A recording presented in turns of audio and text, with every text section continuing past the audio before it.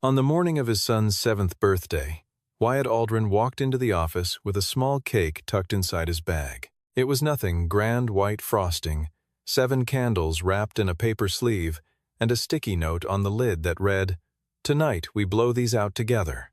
He had stopped at a bakery 2 blocks from the office because the one near their apartment had not yet opened when he left the house that morning.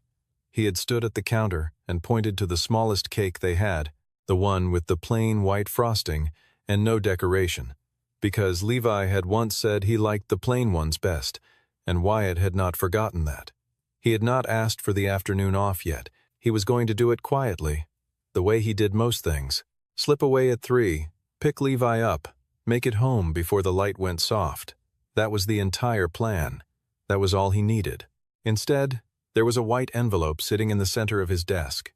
Giselle Monroe stood in the doorway with her arms folded, and 2 security personnel behind her. She did not sit down.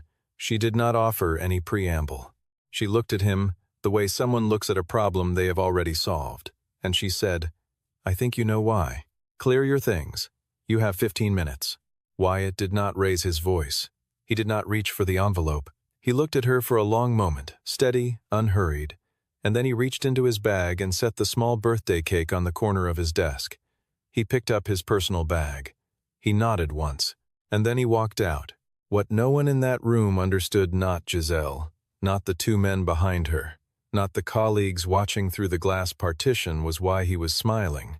It was a small smile, private, the kind that does not belong to the moment in which it appears, but to a moment much further ahead. 90 days later, every single one of them would understand exactly what that smile meant. Wyatt Aldrin had not always worked in operations. 3 years before that morning, he had held a different kind of title, Senior Strategic Advisor, reporting directly to the founder and chairman of Nexara Group, a man named Joseph Harmon. Harmon had built the company over 2 decades from a regional freight business into a logistics and distribution network that moved product across 14 states and cleared $1.2 billion in annual revenue. He was not flashy. He was not often quoted in magazines. He simply understood how money moved and how people moved it, and he had built something lasting because of that understanding. Wyatt had come up under Harmon's eye, the way certain people come up not through favoritism, but through proximity to someone who recognized how a particular mind worked. He could look at a set of financial projections and see not what they said, but what they were hiding. He could walk a warehouse floor for 20 minutes and tell you exactly where the inefficiency lived. Harmon used to say that Wyatt saw corners where other people only saw walls. Then Wyatt's wife died. A car accident on a Tuesday in November, 3 years before the morning with the envelope. She was 31 years old. Levi was 4.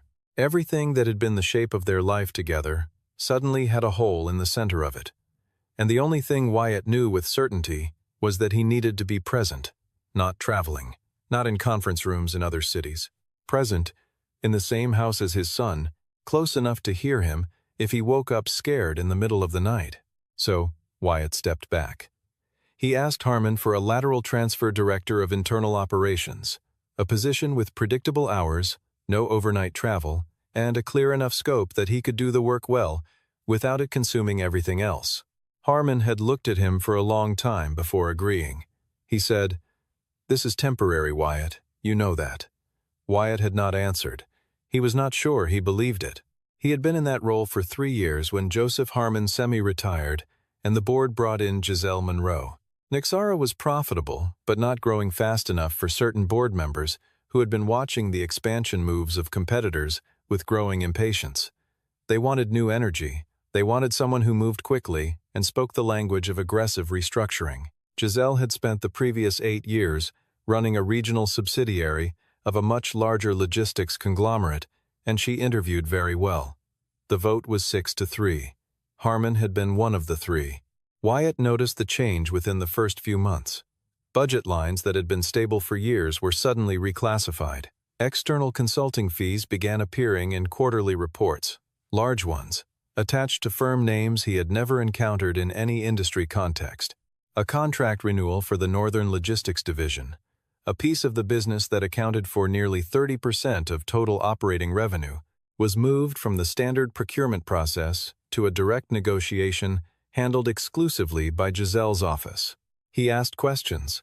He got answers that answered nothing. He asked again, in writing. The written response came from Giselle's chief of staff and cited ongoing strategic review as the reason for the changes. It was the kind of language that meant, stop asking. 2 weeks before Levi's birthday, Wyatt compiled everything he had observed into a formal internal report. He did not route it through Giselle. He sent it directly to the board's independent audit committee, which was his right under the company's governance charter. The report was 41 pages. It documented irregular cash flow patterns over 14 months, consulting expenditures with no corresponding deliverables on file, and a proposed divestiture of the Northern Logistics Division to an entity whose ownership structure he had not been able to fully verify through public records. The report disappeared. That was the word Charlotte Voss used when she slipped the folded note into his hand in the hallway on the morning he was fired. Not lost. Disappeared. He sat in his car in the parking structure for 3 minutes after walking out. The engine was off. The small birthday cake was on the passenger seat.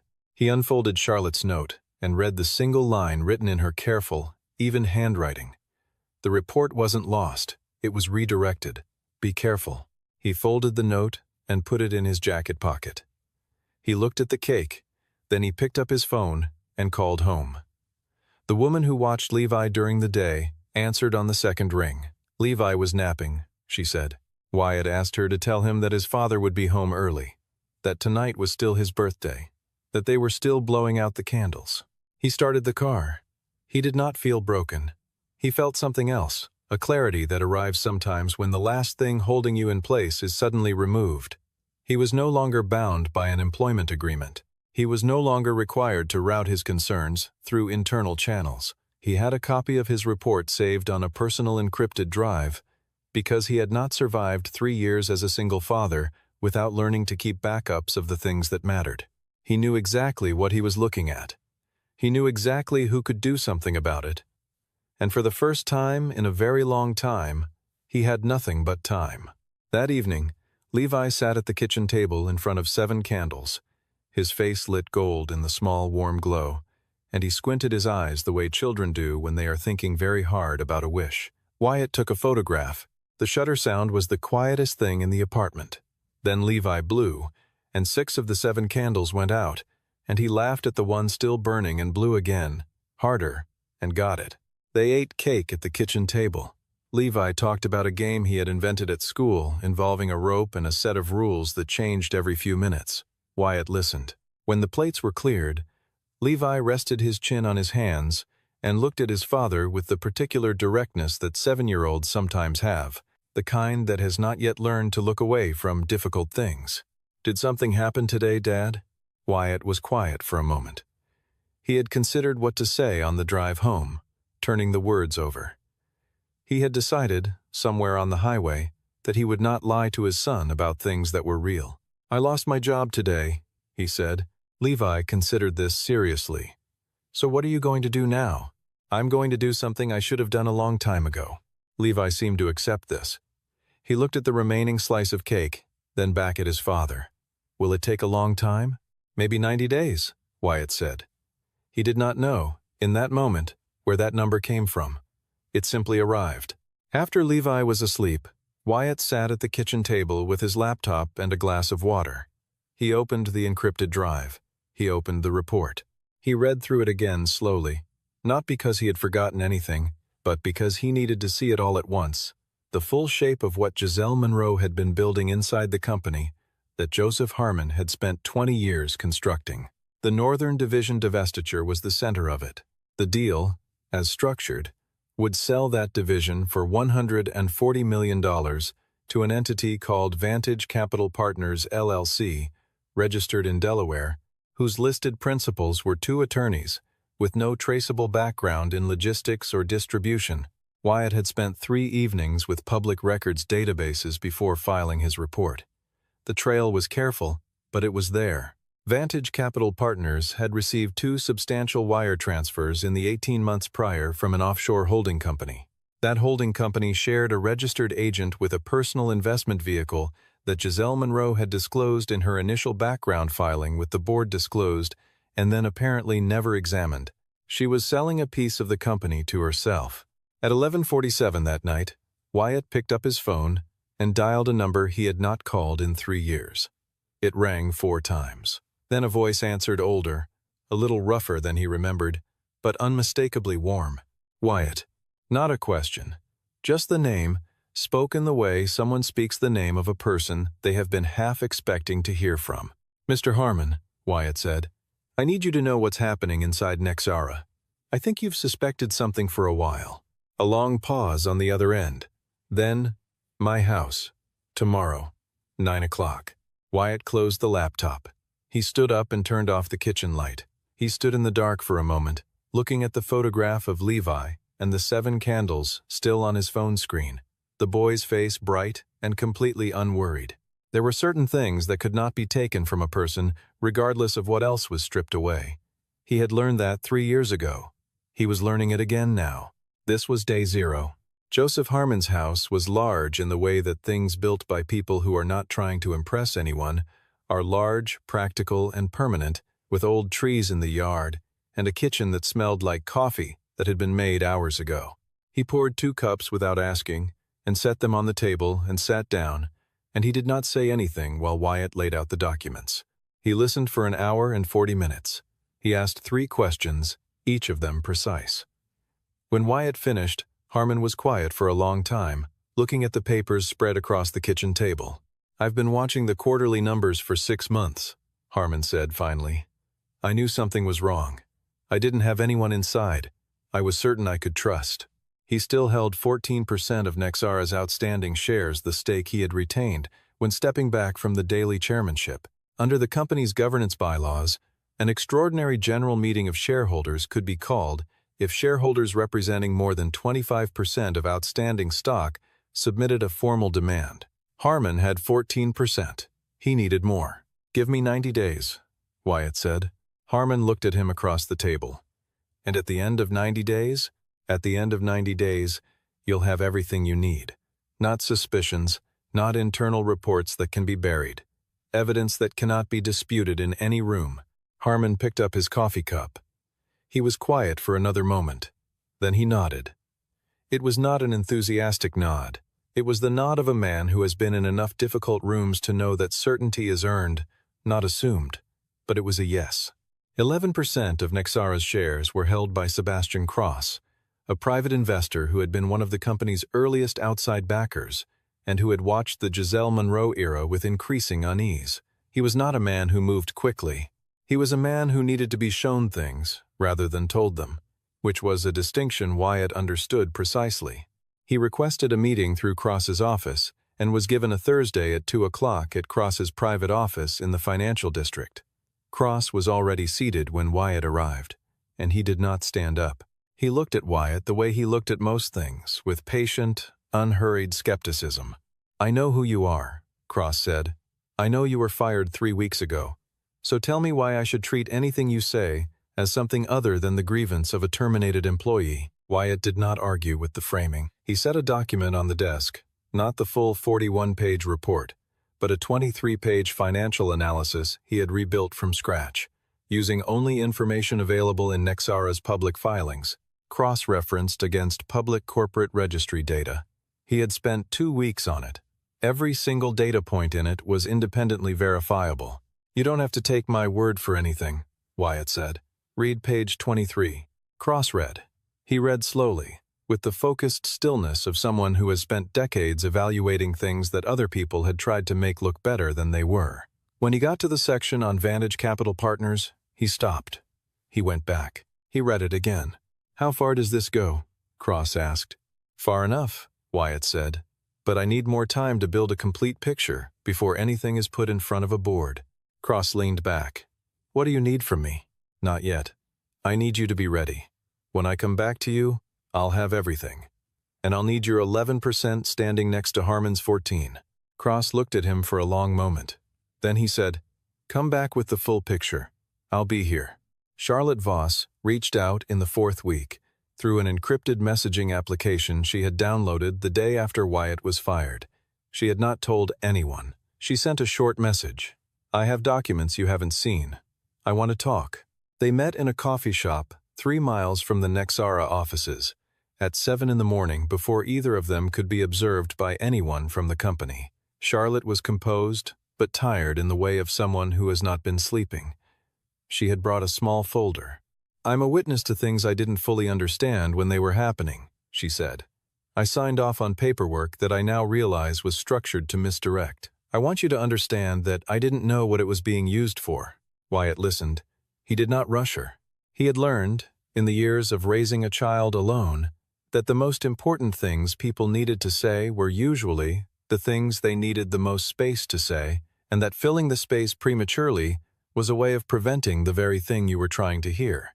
She had email chains showing explicit instructions from Giselle Monroe to Nexara's internal finance team to reclassify specific consulting expenditures under a capital investment budget category, which carried different disclosure requirements and delayed board-level review.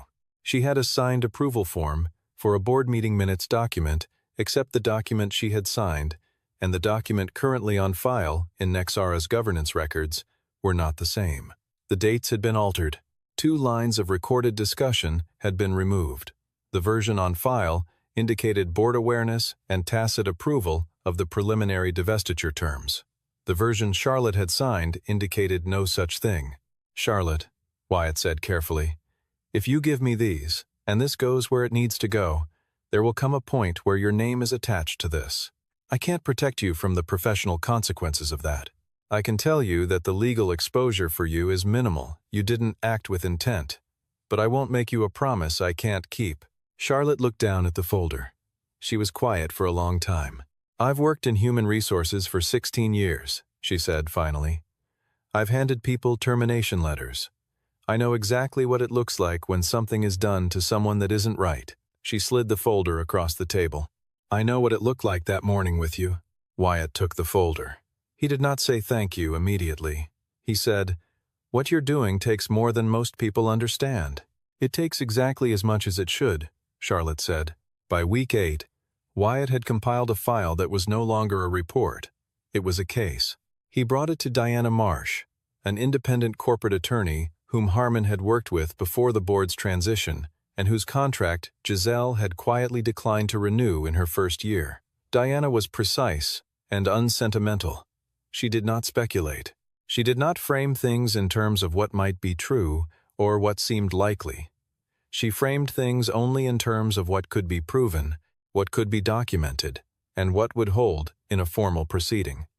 She read through the full documentation over 2 days and then called Wyatt with her assessment. "The financial misclassification is a governance violation at minimum and potentially rises to securities fraud given the disclosure implications," she said. "The altered board minutes are a more serious problem. That's document fraud, and it directly implicates personal liability for the CEO.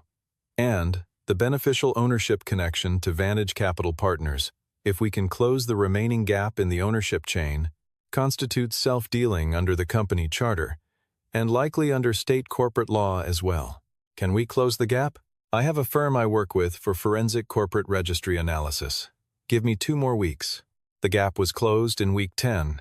The forensic analysis traced the beneficial ownership of the offshore holding company that had funded Vantage Capital Partners through 3 intermediary entities to a personal trust established in Giselle Monroe's name 4 years prior. The paper wall was real. It was also navigable if you had the right tools and enough time. Diana began preparing the formal demand for an extraordinary general meeting.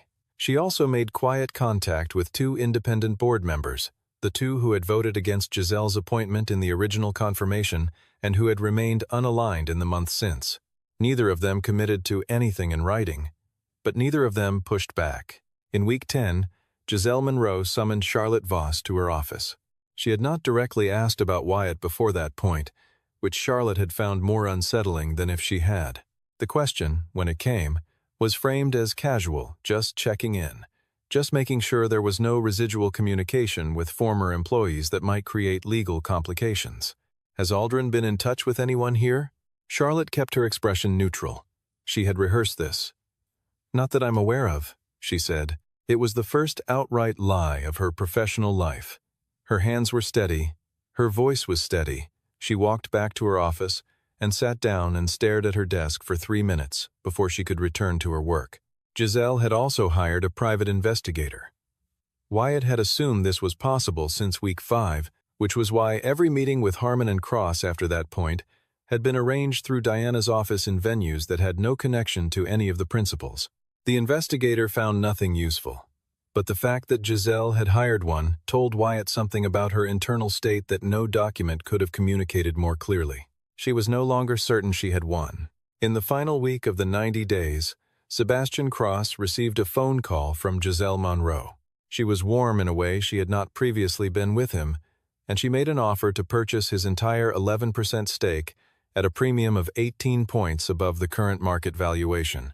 It was a large number. It was the kind of number that was meant to make a person set aside whatever else they were thinking about. Cross listened politely. He said he would consider it. He ended the call and sent Wyatt a 2-sentence message.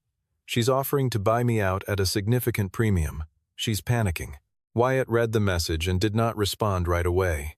He was sitting in his kitchen, Levi asleep down the hall, the apartment quiet. He thought about Giselle in her office, running the calculations that she was now forced to run, beginning to understand the dimensions of what was closing around her.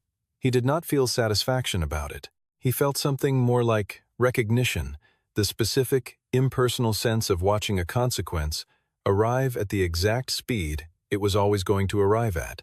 On day 87, Joseph Harmon, Sebastian Cross, and 2 independent board members signed the formal demand for an extraordinary general meeting of Nexara Group shareholders. Their combined holdings represented 34% of outstanding stock, 9 points above the threshold required under the company's governing documents. The demand was served on the board chair at 4:17 in the afternoon. Giselle Monroe received notification at 4:52. That evening, for the first time since she had handed Wyatt a termination letter on his son's birthday, Giselle Monroe could not sleep.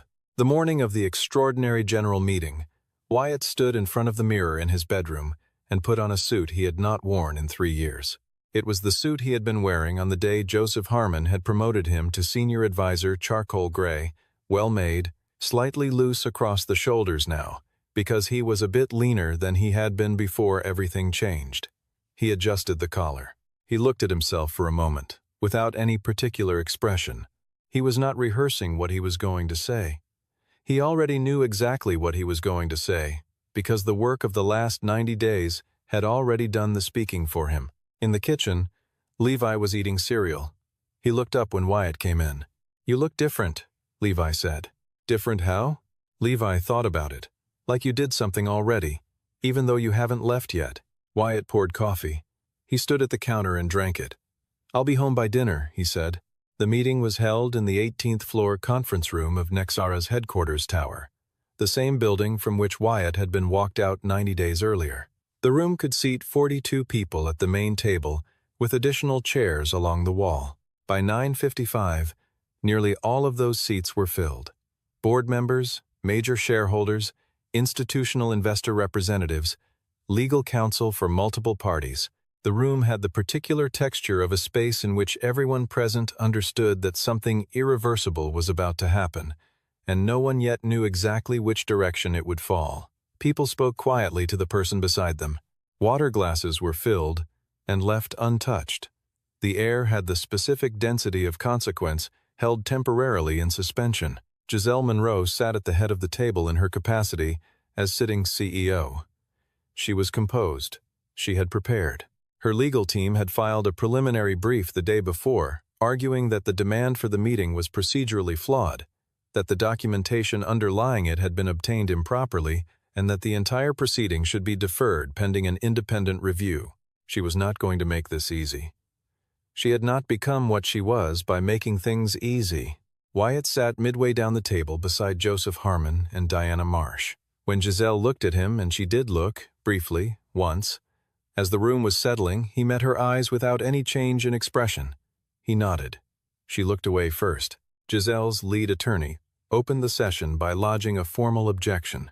The demand, he argued, rested substantially on documents provided by a former employee who had been terminated for cause documents, whose provenance and chain of custody could not be certified, and whose disclosure, may have violated existing confidentiality. Kovno, he requested a 60-day deferral. Diana Marsh waited until he had finished completely. Then she responded in a tone that was entirely pleasant and entirely unbending. She cited 3 specific provisions of state corporate law governing shareholder rights in extraordinary general meetings. She cited 2 relevant court decisions. She noted that the confidentiality provisions referenced by opposing counsel contained an explicit carve-out standard in most employment agreements, exempting disclosures made in connection with the reporting of potential fraud or illegal conduct to appropriate parties. She observed that the preliminary brief filed the previous day contained a material misrepresentation regarding when Nexara's audit committee had formally acknowledged receipt of Wyatt's original internal report, and she set the correct date on the record. The objection was denied. The presentation of evidence proceeded in 3 layers. The way a sound building is constructed: foundation first, then structure, then everything that makes it permanent. The first layer was financial. An independent forensic accounting firm presented an analysis of 14 months of Nexara's cash flows, showing 37 instances in which consulting expenditures had been reclassified in ways that altered their disclosure timing and delayed board-level review. The aggregate amount involved was $11.4 million. The presentation was dry, precise, and completely incomprehensible to explain away. The second layer was documentary. Diana introduced the 2 versions of the board meeting minutes, the signed original from Charlotte Voss's files, and the version currently archived in Nexara's governance records. She placed them side by side on the display screen at the end of the room. The differences were highlighted. 2 passages of recorded discussion, deleted. The date of a preliminary agreement notation, changed by 19 days. A line attributing awareness to all board members present, added where none had existed. One of the board members, a woman named Eleanor Stearns, who had been quietly attentive throughout the entire proceeding, set her pen down on the table and looked directly at Giselle. She did not ask a question. The look itself was the question. The third layer was the ownership chain. Diana walked through the forensic corporate registry analysis step by step. She named each intermediary entity. She showed each connection. She placed the final document, the trust registration, on the screen, the one bearing Giselle Monroe's name as beneficial owner, and she let the room absorb it without commentary for a full 15 seconds. Giselle's attorney attempted a rebuttal. He argued that the beneficial ownership connections were circumstantial, that the divestiture had not yet been completed, that the preliminary negotiations were within the CEO's executive authority, that no final harm had occurred. He was thorough. He was well prepared. And he was arguing against a room in which every person present could read the document on the screen. Giselle spoke once in her own defense. Her voice did not waver. She looked around the table at the faces she had worked with and argued with and managed and occasionally outmaneuvered over the previous 18 months, and she said, "Every decision I made was within the scope of my authority as CEO. The people questioning those decisions include a man who does not hold any formal position within this company." Joseph Harmon spoke for the first time in the proceeding. He was brief. He did not raise his voice. He set a document on the table, a single stapled document, not large, certified by a notary, and he spoke to the room without looking at any of the screens. "This is the original signed minutes from the board meeting of 14 months ago," he said. "I signed that document. I was present for that meeting. The version currently in Nexara's governance archive is not the document I signed. I remember the meeting. I remember what we discussed. I remember specifically what was not discussed." He paused. "I would like to know who changed it." The room was completely silent. Eleanor Stearns looked at Giselle and asked, with perfect courtesy, "Do you have a response to that?" Giselle looked at her attorney. Her attorney lowered his eyes to the table.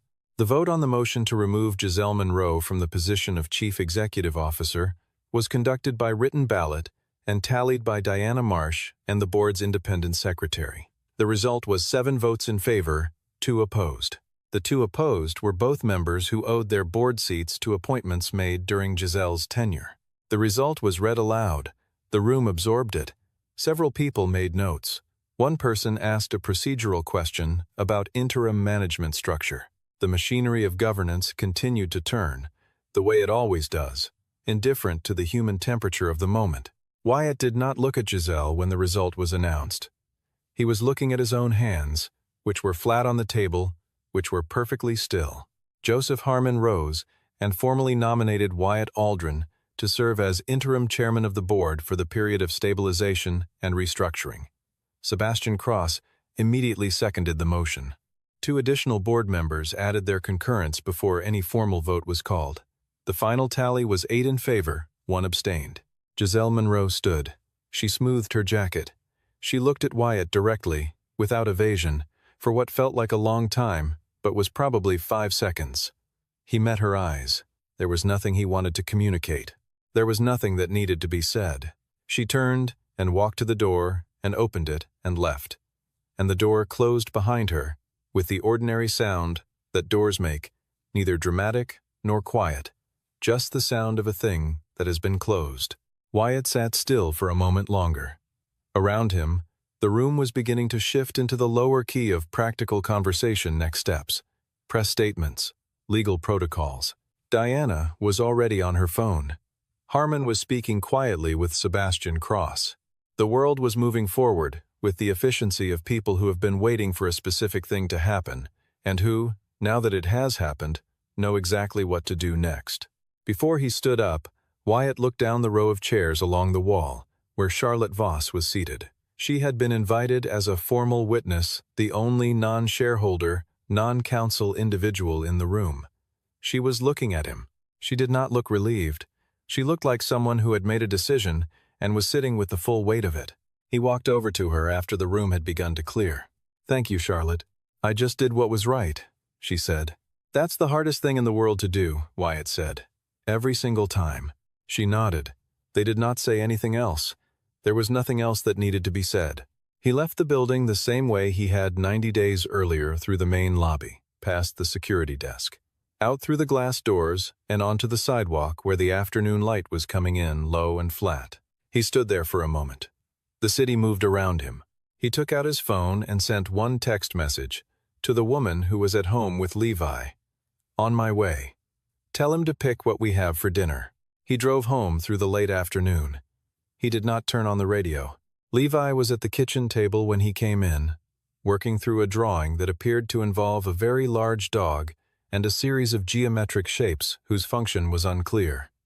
He looked up when Wyatt appeared in the doorway. He studied his father's face with the quiet assessment that he had developed over 3 years of being the only other person in the house. "Did it work?" Levi asked. Wyatt put his keys on the counter. He began taking off his jacket. "Yes," he said. "It worked." "Did you win?" Wyatt hung the jacket over the back of a chair.